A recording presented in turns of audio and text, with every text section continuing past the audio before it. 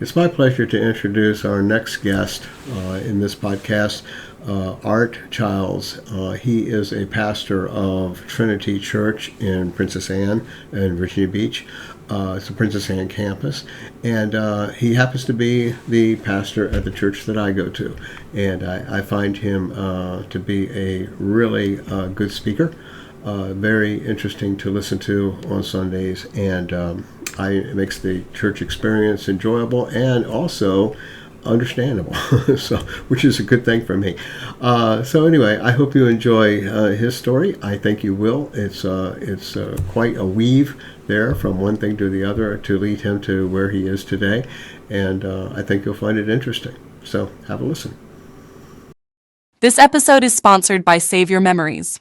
For over 4 decades, they have been helping people just like you to view, share, and preserve their memories by transferring them to a digital format. Now you can transfer your photos, videotapes, DVDs, and old movie films to relive again. Visit us at www.saveyourmemories.online today.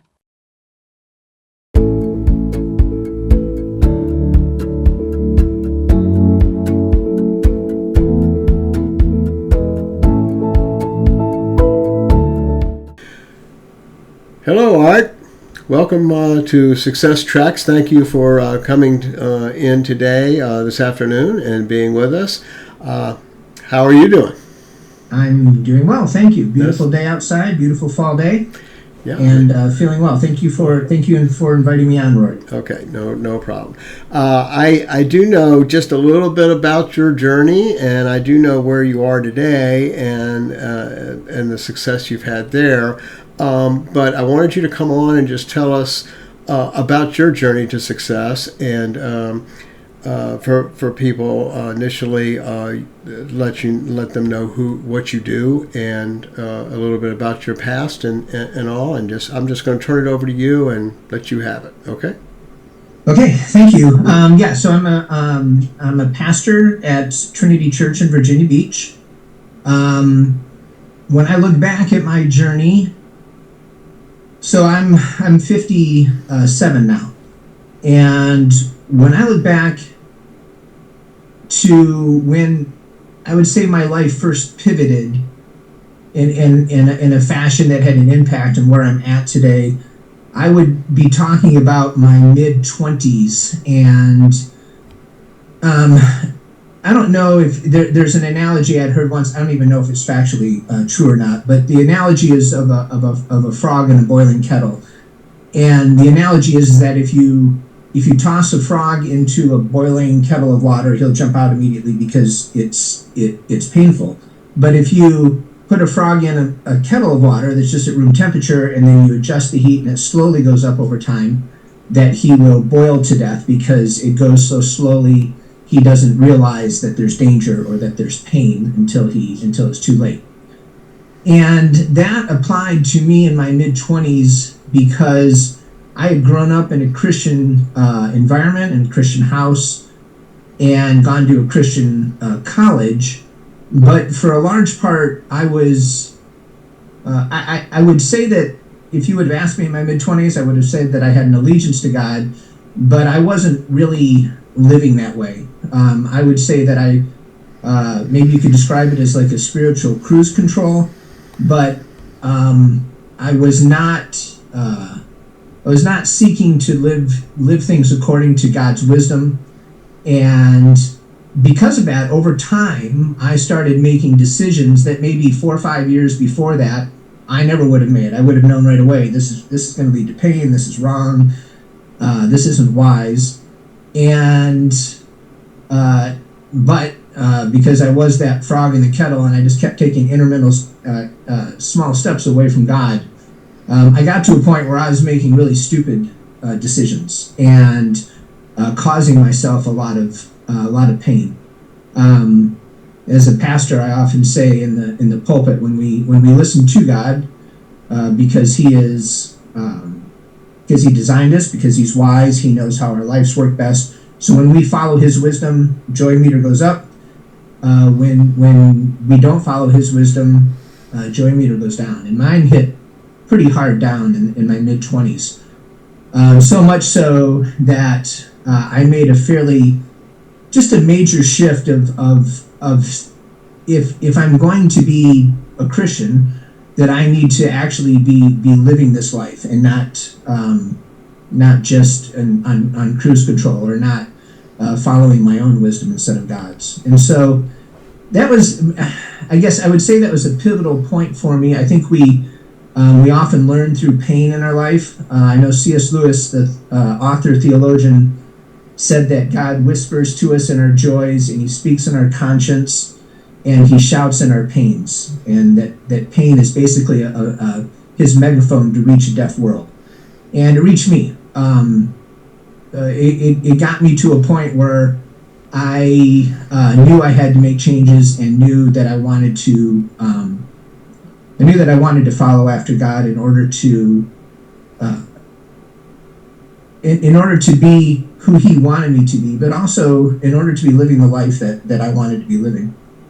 So anyway, that was one of the first. I was kind of, as you asked me to be on here, I was thinking about a couple major pivot points. That was the first major pivot point for me in my mid-20s. Guys, and I don't know, I always felt like women mature faster than guys, and I see a lot of guys in their 20s who remind me of myself, kind of floundering around. And it is a good thing. It is a wise thing, I think, it is quickly on in life. The quicker you can get to a point where if you trust that there's a God, if you believe there's a God, of listening to his wisdom instead of your own.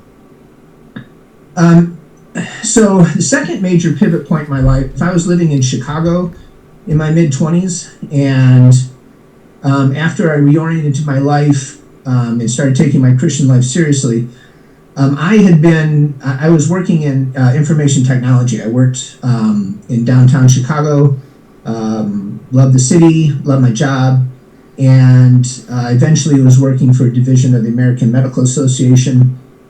And I got to a point where I'd just gotten married, so I was about 33 or so, and I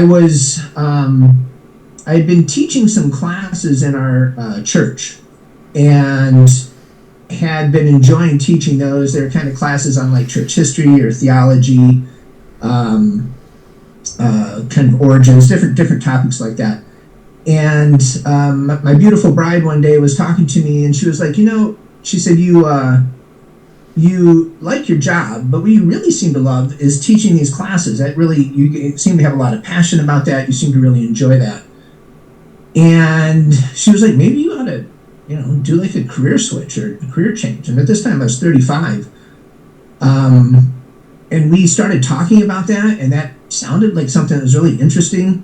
And so I did in the fall of December, actually, of 2003, I quit my job and went to seminary for a couple of years and graduated from that with a MA in religion. And so I've been a pastor for the last 20 years. And that's a big change. If you, just someone who's been in both worlds, you're working in the IT world.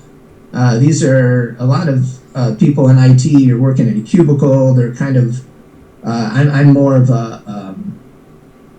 someone who is not as outgoing. I'm more someone who is likes kind of like a little quieter world, and moving from that into a world of being a pastor and being up in front of people is a pretty big transition.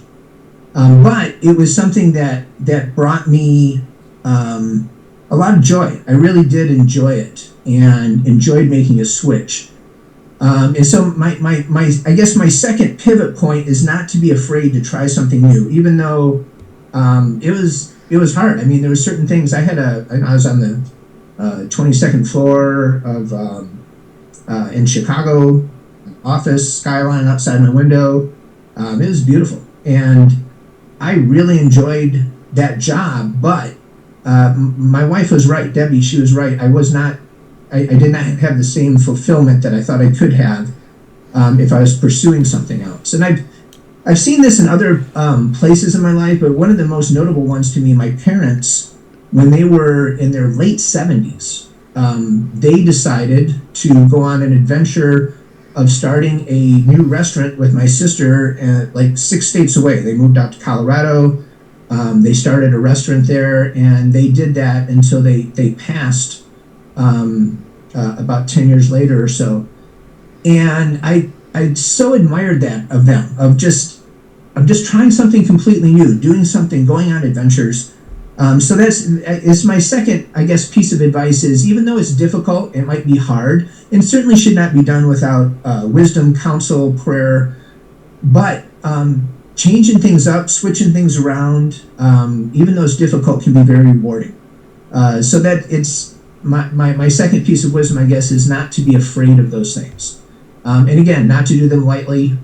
We talked to a lot of mentors before we finally decided to make that decision. I prayed about it for a number of months. But it ended up being the right decision for us, even though it was a completely different venue. And I've seen it from a number of people. We live in Virginia Beach here, and it's a big military area. And so a lot of military guys, they hit 38, 40, they're out of the military, and they have to figure out what they're going to do next. And the ones that I've seen have done the best of that are the ones that have just really been open to trying maybe something completely new, maybe something completely different. And then after I decided to move into that area, so we ended up taking I ended up taking a position as an associate pastor at a church in just outside of Cleveland, mid-sized town called Mentor, Ohio. And I was there for about 9 years or so, and decided that we wanted to move into something that would be like a senior pastor position, or maybe like a campus pastor at a church that had multiple sites. And we started looking. Deb and I did. We started looking, and like we did with our first search for a position, we pretty much looked across the U.S. We were open to a lot of different areas, from Colorado to East Coast to West Coast. And when we were doing this, there were a couple times when we felt pretty sure that we had a good handle. It's like, this is our plan A, and it looked like everything was moving in that direction. And then all of a sudden, plan A didn't work out. And we would, there's a couple times when we went out to a church and it looked like this was going to be the one that would where we would go to, and for one reason or another, it did not work out. And it's interesting to me because ultimately, the church that I ended up going to here in Virginia Beach, it's again Trinity Church, for so many reasons over the last 10 years. We've been here almost 10 years now. For so many reasons now, I can look back and realize that the plan A often that I had, the decision that I would have made, wouldn't have gone as well, or wouldn't have been as much the right choice for me. And this church has been amazing. And so some ways it's like a plan B, because I think is what God had for me, but it wasn't my plan A. I had applied initially to this church, and I didn't hear back for like 6-7 months. And so I had assumed that they had moved on and gone in a different direction. And so I started coming up with new plan A's. And it's been interesting to me as I look at my life in general, that often my plan A's have not gone so well. And sometimes my plan A's, I can look back and realize that if they would have happened, they would have been a disaster, or it wouldn't have challenged me enough. Or my plan A wouldn't have increased my wisdom and my experience. And I think that often we have these ideas in our head, these plans in our head, and often it's the plan B's that is really the direction that we needed to be heading, or the direction that God was leading us. Sometimes plan B taught us things that we wouldn't have learned otherwise, allowed us to experience things we wouldn't have experienced. And it's that part of a journey, I think, that can often just be very rewarding. Not knowing exactly, once your first idea doesn't work out, where God's going to lead you. And in this case, he led us back to. It's funny because Trinity, in some way, Trinity was our plan A. It was the church that we most wanted to go to, but when we didn't hear back from it, we assumed God had something else, and so we started working on other plans. But ultimately, the thing is that when God does place you somewhere, when he does put you somewhere, it's for a reason. He is watching over us. He is directing us. And often at times in my life, I've had to look back and say, I really do thank God for plan B. Thank God for doing things that were beyond what the direction I thought things were going. So those are three pieces of wisdom I share sometimes with, especially students when I'm talking to them about directions that they're looking for in life. Again, we've been here now for 10 years, and at this point I have a 19-year-old who's in college, and 16-year-old, our daughter, who's in school locally here, and we love the area and love the relationships that we've made, and really enjoy the opportunity to be serving God, but the opportunity to be on adventure here in Virginia Beach. Okay, well, I can tell you that I hear awful lot in doing a number of these interviews. I hear a great deal about how God has played a part sometimes in some of these, and I also hear that a lot of times it wasn't their first plan either, and they had no clue, and all of a sudden they find themselves having to go in a different direction, but they didn't stop. They didn't let a failure or a disappointment stop them. They just moved forward, and they found that a lot of times that sometimes when you find yourself in a new situation, you just don't imagine how that's going to work out. But when you look back, you say, wow, that's one of the best decisions I ever made. And at the time, I thought it was horrible. Yeah, right. Even though at the time it might not have felt like a decision you made at all. That's right. Or a decision you wanted to make. Yeah. That's right. And so it's a lot of times you have to put your faith in that if you keep moving forward, things can work out in the long run. So I know that you counsel a lot of people. I guess a lot of them are looking to make, like you said, in the military here, they're looking to make changes, or they're getting out of the military and everything. So those are three really good points that you brought up there. And is there anything else you'd like to tell us about your journey here before we close this out? Because that was a very interesting story. I think that's about it, but the one thing I will add is that through this journey that I've been on, my beautiful bride has been at my side, and the thing that I've admired the most about her and I've loved the most about her, and I didn't anticipate it, Roy, when we got married, but she has drawn me closer to God. She's done that in her love for God, but she's also done it in that when you get married to someone and you're so close, you can't hide things. We do a pretty good job in life of letting people see the Facebook side that we want to let them see, and not seeing the other parts. And that's been one of the best parts about marriage to me, is having somebody that loves you close to you, who can help you to see things maybe that you didn't see about yourself, or understand things better, someone to be on that journey with you. And there's no way that I would be, I don't feel like there's any way I would be where I am today if it wasn't for her. I think she's helped me to mature as a person. She's certainly, she's an amazing person to be on adventure with. And so I would just say that if you have an opportunity to find someone in life who challenges you but loves you, like my beautiful bride does, don't hold back from that relationship. Pursue that, because that can be something that really refines you and helps you to. It's another thing that helps increase your joy meter. So it's your journey, your partner in success, and success. A successful relationship, as they say, every successful man has a woman behind him. that's very true. So, it's true for me. I know it. I know exactly what you mean.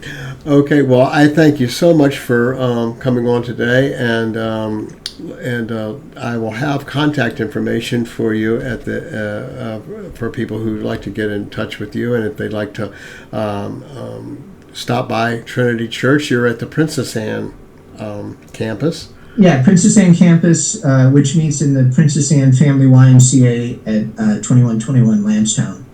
When this was built, the Trinity it was in partnership with Trinity and the YMCA together. Okay, all right. Well, I appreciate it again, and then I will go ahead and close this out and. Let me just go and switch screens there. There you go. Okay. Well, thank you for joining me, Art, and thank you all for taking a look at this podcast. I hope you enjoyed it, and like I said, the information will be on the screen if you'd like to get in touch with Art at the end of the podcast. And if you have a successful career and you would like to talk about your success journey, we'd be interested in hearing it. What you have to say, you can give us a call. You can check out successtracks.com. There's an application there that you can fill out, and we'll be in contact with you. So with that, we're out.